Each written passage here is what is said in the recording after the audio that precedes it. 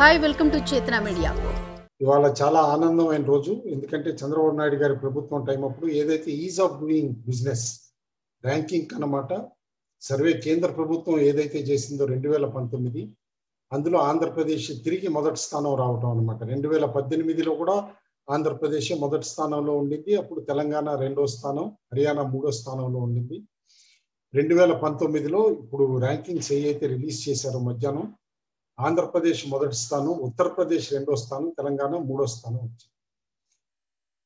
అయితే ఈ సర్వే ఎప్పుడు జరిగింది ఏంటి అని అంటే కనుక గత సంవత్సరం అంటే 2019 మార్చికి ముందు ఏవైతే రిఫార్మ్స్ రాష్ట్రాలు చేసినాయో అవన్నిటి కూడా రిఫార్మ్స్ సబ్మిట్ చేయమన్నారు. ఆ రిఫార్మ్స్ వీటిల్లో రిజిస్టరింగ్ ప్రాపర్టీ అవనండి, స్టార్టింగ్ ఏ బిజినెస్ అవనండి, ఎన్ఫోర్స్మెంట్ ఆఫ్ కాంట్రాక్ట్స్ అవనియండి, అది కీలకమైంది. ఎన్ఫోర్స్మెంట్ ఆఫ్ కాంట్రాక్ట్స్ ఇట్లానమాట, రిజాల్వింగ్ ఇన్సాల్వెన్సీ, కన్స్ట్రక్షన్ పర్మిట్స్, ఇట్లా అన్ని వివిధ అంశాలు, లేబర్ రిఫార్మ్స్ ఇంక్లూడెడ్ అన్ని కూడా అనమాట. ఆ తర్వాత దాని 2019 మార్చికి ముందు డేటా ఏదైతే సబ్మిట్ చేశామో దాని వెరిఫికేషన్కి ముందు జూన్ ఎండింగ్ తేదీ పెట్టారు. జూన్ ఎండింగ్ నుంచి తర్వాత అనమాట కేంద్ర ప్రభుత్వం వారి దగ్గర సమ్ డిలే మూలాన పోస్ట్ పోన్ చేసి అప్ టు అక్టోబర్ వరకు అనమాట, ఆగస్టు సెప్టెంబర్ అక్టోబర్లో కూడా వెరిఫికేషన్ చేశారు. చేసిన తర్వాత ఈ మార్చిలో రిలీజ్ చేయాల్సినవి కోవిడ్ మూలాన మార్చిలో కాకుండా ఇప్పుడు సెప్టెంబర్లో రిలీజ్ చేయడం జరిగింది.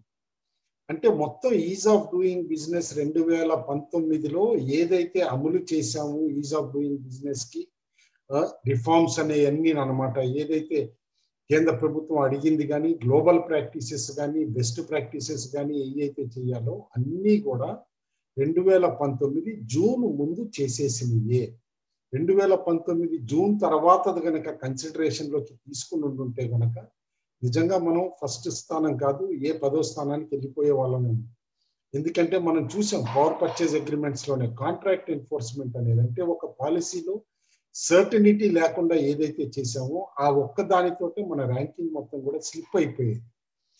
తెలుగుదేశం ప్రభుత్వం చంద్రబాబు నాయుడు గారి నేతృత్వంలో అంత బాగా పనిచేసి ప్రపంచ ఖ్యాతి తీసుకొచ్చేటట్టు ఈజ్ ఆఫ్ డూయింగ్ బిజినెస్ లో సక్సెసివ్ ఇయర్స్ లో మన దేశంలో నెంబర్ 1 ర్యాంక్ తీసుకురావడం చాలా ప్రశంసించాల్సిన అంశం. ప్లస్ ఈ ప్రభుత్వం ఇప్పుడు 2020 suppose is of doing business ranking అంటూ మొదలుపెట్టి కేంద్ర ప్రభుత్వం చేస్తే, కొన్ని కోవిడ్ వలన 2021కి చేస్తే నాకు అనుమానం ఖచ్చితంగా ఈ మొదటి స్థానం ఉండదు అని చెప్పేసి కూడా చెప్తాను. అయితే రీసెంట్లీ కొద్ది వారాల క్రితం రాష్ట్ర ప్రభుత్వం కొత్త పారిశ్రామిక విధానం కూడా అనౌన్స్ చేయడం జరిగింది. కేర్ఫుల్గా చూస్తే ఆ పారిశ్రామిక విధానం మొత్తం కట్ అండ్ పేస్ట్, తెలుగుదేశం ప్రభుత్వం చేసిన విధానం ఏదైతే ఉందో cut and paste, including map కూడా చూస్తే అందులో ఎక్కడ ఏది లొకేట్ చేస్తున్నాం అనేది పోర్ట్స్ దగ్గర నుంచి అన్ని కూడా అనమాట కట్ అండ్ పేస్ట్గా చేయటమే మనం చూసాం. అంటే ఈ ప్రభుత్వానికి ఒక ఇన్నోవేషన్ అనేది లేదు, ఒక వినూతనమైన థింకింగ్ చేయాలనేది లేదు. ఏది run of the mill routine బిజినెస్గా నడిపించేసుకుని ఏదో మమ అనిపిద్దాం అనే రకం అన్నమాట. ప్లస్ మనం చూస్తున్నాం సంక్షేమానికి ఏదైతే పథకాలకు అమలు చేయడానికి డబ్బులు వాడుతున్నారో ఆ డబ్బులు సంపాదించే దృష్టిగా, అంటే ఎంప్లాయ్మెంట్ క్రియేట్ చేయటం కానీ రిసోర్సెస్ మొబిలైజేషన్ అన్నమాట త్రూ డెవలప్మెంట్ చేయటం కానీ ఈ ప్రభుత్వం అసలు చేయట్లేదు. క్యాపిటల్ ఎక్స్పెండిచర్ కూడా 0 అయిపోయింది దాదాపు, అది మనం అందరం చూసింది. కాబట్టి రాష్ట్రం ఏ స్థితికి వెళ్తుంది అనేది మనం ఊహించుకోవచ్చు నెక్స్ట్ 1 ఇయర్లో. అయితే ఇంత విపత్కర కాలంలో చంద్రబాబు నాయుడు గారి ప్రభుత్వం చేసినప్పుడు ఏదైతే కనుక is of doing business ranking లో ఫస్ట్ రావటం అన్నమాట, ఈ ప్రభుత్వం వాడుకోవాలి. వేషజాలాలకు వెళ్లకుండా క్రెడిట్ ఇవ్వాల్సింది. గత ప్రభుత్వం చేసిన మంచి పాలసీస్ వల్లనే ఈజ్ ఆఫ్ డూయింగ్ బిజినెస్ లో 2018 ఫస్ట్ వచ్చాం, 2019 ఫస్ట్ వచ్చాం. దీనివల్ల రాష్ట్రానికి పరిశ్రమల్ని రాబట్టడానికి, ఆకర్షించడానికి, స్టెప్స్ తీసుకోవటానికి ముందడుగులు వేయాలి కానీ ఏదో ప్రైడ్కి వెళ్ళి. ఎందుకంటే in fact one of the first or second cabinet meeting లో అనుకుంటాం ముఖ్యమంత్రి గారు లాంటి ఆయన ఆ స్థాయిలో ఉన్న మనిషి ఈజ్ ఆఫ్ డూయింగ్ బిజినెస్ అంటే ఏంటి, పారిశ్రామిక రాయితీలు పే చేయకుండా పెండింగ్ పెట్టేసే ఈజ్ ఆఫ్ డూయింగ్ బిజినెస్ అన్నారు. అదొక పనికిరాని లెక్క. ఊరికినే గాలి కబుర్లు చెప్పారు. రాష్ట్ర ప్రభుత్వం ఏమీ చేయకుండానే is of doing business ranking 2017 కానీ 18 కానీ ఇప్పుడు 19లో వచ్చిన ర్యాంకింగ్ కూడా తీసి పారేసేటట్టు ముందే మాట్లాడారు. అంటే is of doing business ranking అనేది అసలు నథింగ్, గుడ్ ఫర్ నథింగ్ అన్నట్టు మాట్లాడారు. మరి ఇవాళ అదే గౌతమ్ రెడ్డి గారు ప్రతి ఇండస్ట్రీ ప్రెజెంటేషన్ అప్పుడు కానీ, ఇన్వెస్టర్స్ని ఆకర్షించేటప్పుడు కానీ ప్రస్తుత క్యాబినెట్లో ఉన్న మంత్రి గారు గొప్పగా చెప్తారు. 2017లో ఈజ్ ఆఫ్ డూయింగ్ బిజినెస్ లో ఆంధ్రప్రదేశ్ షేరింగ్ లో తెలంగాణతో ఉంది. 2018 ఫస్ట్ మనమే ఉన్నాం కాబట్టి మా రాష్ట్రానికి రండి అని చెప్తారు. 2019 కూడా మనం ఫస్ట్ వచ్చాం, ఆంధ్రప్రదేశ్ ఫస్ట్. కర్టిసి చంద్రబాబు నాయుడు గారి ప్రభుత్వం 2019 జూన్కి ముందున్న ప్రభుత్వం తీసుకున్న చర్యలు కానీ, రిఫార్మ్ ప్లాన్స్ కానీ, అమలు చేసిన విధానం కానీ ఇవన్నీ కూడా సర్వే చేసి ఇన్ఫాక్ట్ అమలు పైన వినూత్నంగా 2019లో ఏంటంటే ర్యాంకింగ్ ఇచ్చే ముందు వాడుకున్న వాళ్ళు అంటే ఇండస్ట్రియలిస్టులు కానీ ఎవరైనా సరే కూడా కరెక్ట్గా చేసిందా లేదా ఈ ప్రభుత్వం ఇచ్చిన డేటా వెరిఫికేషన్ చేసినప్పుడు కరెక్ట్ అయితేనే మార్కులు ఇచ్చారు. అంటే తెలుగుదేశం ప్రభుత్వం చేసిందంతా కరెక్ట్ అని అందరూ మార్కులు వేశారు కాబట్టి 2019 ర్యాంక్లో కూడా ఫస్ట్ వచ్చాం మనం. కాబట్టి క్లియర్లీ ఇవాళ ఈ ప్రభుత్వం ఇప్పుడు ఖచ్చితంగా క్లెయిమ్ చేయడానికి చూస్తుంది, ఏదో మేము పొడి చేసాం, మేమే తీసుకొచ్చాం ర్యాంక్ అని. ఈ ప్రభుత్వం చేసింది ఏమీ లేదు, సున్నా.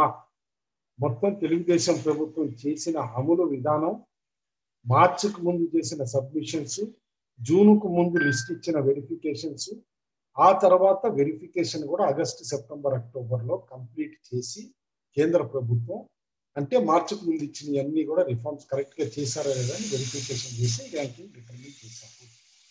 ఇదే నేను చెప్పదలుచుకున్నాను అనమాట. అండ్ ఇందులో ఒక్కటి భారతదేశపు ర్యాంకింగ్ కూడా కేర్ఫుల్గా అబ్జర్వ్ చేస్తే 2014లో 142 ఉండేది. 2019కి భారతదేశం ర్యాంకింగ్ 63 వచ్చింది. చాలా ఇంప్రూవ్మెంట్ అయింది.